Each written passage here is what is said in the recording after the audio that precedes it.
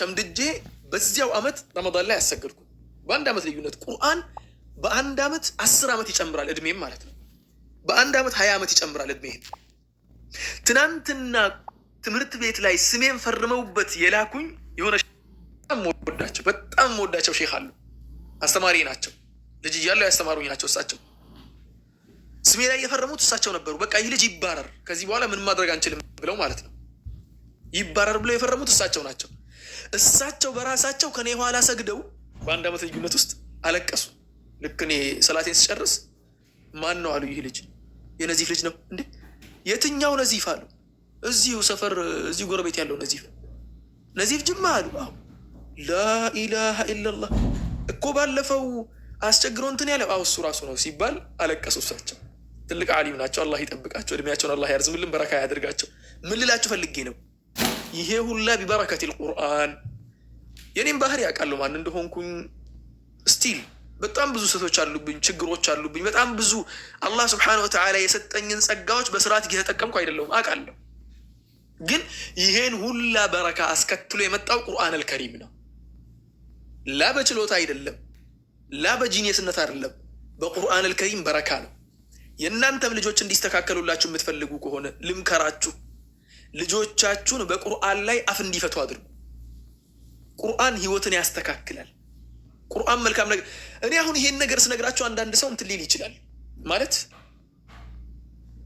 ትናንትና ሙዓዝ ዱርዬ ነው ይባረር ብሎ የፈረመብኝ ማዕሀደ ኑር ትምህርት ቤቴ ነው። በጣም ወደው ትምህርት ቤቴ ነው ማዕሀደ ኑር ማለት ነው። ያደግኩበት ትምህርት ቤቴ ነው። ማዕሀደ ኑር ያሳደገኝ ነው። አልሐምዱሊላህ እዚያ በመማሬ አረብኛን ተማርኩ፣ ብዙ ነገር ጠቀመኝ። ማዕሀደ ኑር ነበር የፈረመብኝ ይህ ልጅ ይባረር ብሎ። ምክንያቱም ልጁ በጣም ባለጌ ስለነበር ሐቃቸው ነው፣ አስቸግሬያቸው ነበር። ያ ትምህርት ቤት ቁርአን ካፈዝኩ ከ4 ዓመት በኋላ አላህ ምስክሬ ነው ያለ ትራንስክሪፕት ከሌላ ትምህርት ቤት እንድዘዋወር ፈቅዶልኝ ያለ ትራንስክሪፕት ተዘዋወርኩኝ። ጎበዝ ተማሪ ስለነበርኩ ያለ ወረቀት በአመኔታ ብቻ ማለት ነው።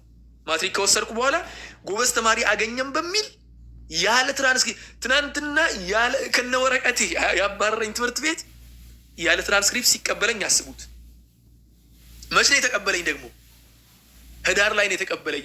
መስከረም ጥቅምት ተምረን ጨርሰን ህዳር መሀል ላይ ክላስ ማቋረጥ ፈለግኩኝ። አልፈልግም አልኩኝ። ሳቢያን ሃይስኩል የሆነ አስተማሪ ጋር አልተግባባንም። ማትማቲክስ የሚያስተምረን አስተማሪ በደንብ እያስተማረን አልነበረም።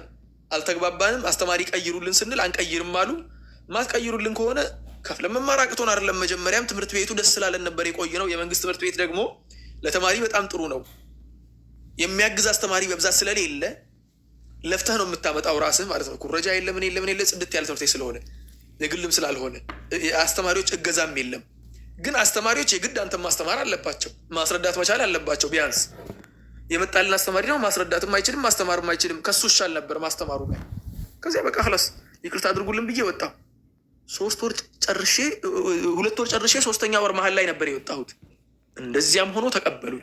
ትናንትና ያባረረኝ ትምህርት ቤት ምን ልላችሁ ፈልጌ ነው፣ ይሄ ሁላ በረከተል ቁርአን፣ የቁርአን በረካ በጣም ሰፊ ነው። አሁን እዚህ ጋር ተቀምጬ ስናገር አብዛኛው ሰው ከልጅነት ጀምሮ ቁርአን ላይ ያደግኩ ይመስለዋል። ከልጅነት 5 ዓመት 6 ዓመት ሆኖኝ በጣም ጎበዝ በቃ ቁርአን ቀሪ ምናምን የነበርኩ ይመስለዋል። ወንድሞቼ 13 ዓመት ሲሞላኝ እኮ ከቁርአን የማውቀው በጣም ጥቂቱን ነው። ግን ይገባኝ ነበር። ቁርአን አይከብደኝም፣ ይገባኝ ነበር፣ አይከብደኝም። ግን ከቁርአን የማውቀው በጣም ጥቂቱን ነው። ቁርአን አላኸተምኩም ነበር 13 ዓመት እያለሁ። 14 ዓመት እያለሁ ቁርአን አላኸተምኩም ነበር። 13 ዓመት እያለሁ 14 ዓመት እያለሁ መርከዝም ገብቻለሁ። እዚያኔ 14 ዓመት መርከዝ ውስጥ ነበርኩ። 13 ዓመት ተኩል ወደ 14 እንትን እያልኩ ነበር መርከዝ የገባሁት። ከዚያ በኋላ ሊላሂ አልሐምዱ ወልሚና። ስለዚህ አሁን ያለው ይሄ ነው። ቁርአንን መማር ማስተማር፣ ልጆቻችሁን ወደ ቁርአን መጋበዝና በቁርአን ልጆቻችሁን ማሳደግ ወላሂ ይጠቅማቸዋል እንጂ ምንም አይጎዳቸው። ቁርአንን የሐፈዘ ሰው፣ ቁርአንን የሸመደደ ሰው ልጅ ሆኖ ራሱ እንደ ትልቅ ሰው ነው የሚያስበው። ሲያስብ የማውቃቸው ልጆች አሉ ልክ እንደኔ ያስቸገሩ። ትረባ ታውቃላችሁ? ትረባ ማለት ያው ምንም ማሽሞንሞን አያስፈልግም፣ ስድብ ማለት ነው። ሰዎችን በመተረብ በጣም ጎበዝ የሚባሉ ልጆች ነበሩ። ጓደኞቼ ናቸው። በጣም እልል የተባለላቸው ጎበዞች ነበሩ፣ ሰው በመስደብ ማለት ነው። እነሱ ልጆች ቁርአን ሸመደዱና ሲመለሱ ኢማም ሆነው ተመለሱ። ወላሂ አሁን ሀገራችን ላይ ካሉ ምርጥ ምርጥ ዳዒዎች አንዱ ናቸው። ምርጥ ዳዒዎች ምርጥ ዳዒ አለ ከተባለ ይጠራ ከተባለ እነሱን አሁን ነው የምጠራው። ከወጣቱ ከትናንሽ ወጣቶች ማለት ነው። ጎበዞች ናቸው በጣም። እና ምን እላችሁ ፈልጌ ነው፣ ጸባያችሁን የመቀየር አቅም አለው ቁርአን። አእምሯችሁን የመክፈት አቅም አለው። በረካው ራሱ በጣም እንትን አለው ለማለት ያክል ነው። እና አላህ ኸይር ያድርገው።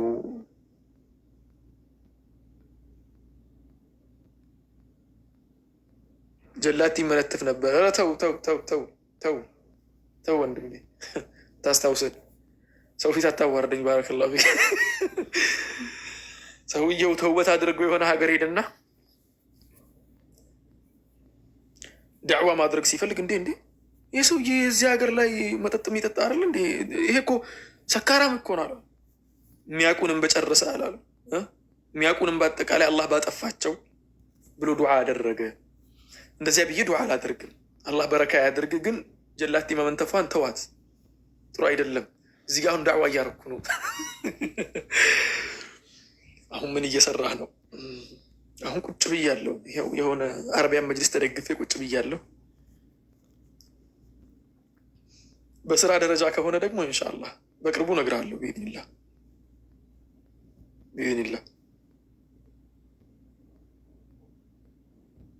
አንተና እሱማ ላይ ብትቀርቡ ሁለት ሀፊዞች አይደለንም፣ በጣም ብዙ ሀፊዞች አሉ። በነገራችን ላይ ሀገራችን የሀፊዝ ችግር የለባትም። በጣም ብዙ ሀፊዞች አሏት። እኔ አሁን ለምሳሌ ሀገራችን ላይ ካሉ ሀፊዞች አንጻር ሀፊዝ አልባልም። ሀገራችን ላይ ካሉ ሀፊዞች አንጻር ሀፊዝ አልባልም። አላህ ምርጥ ምርጥ ሀፊዞች አሉ። አንድ ጓደኛ አለኝ አሁን አብዱረዛቅ አሕመድ የሚባል፣ እኛ ሼክ አብዱረዛቅ እንለዋለን። እድሜው ለሼክነት እንኳ አልበቃም።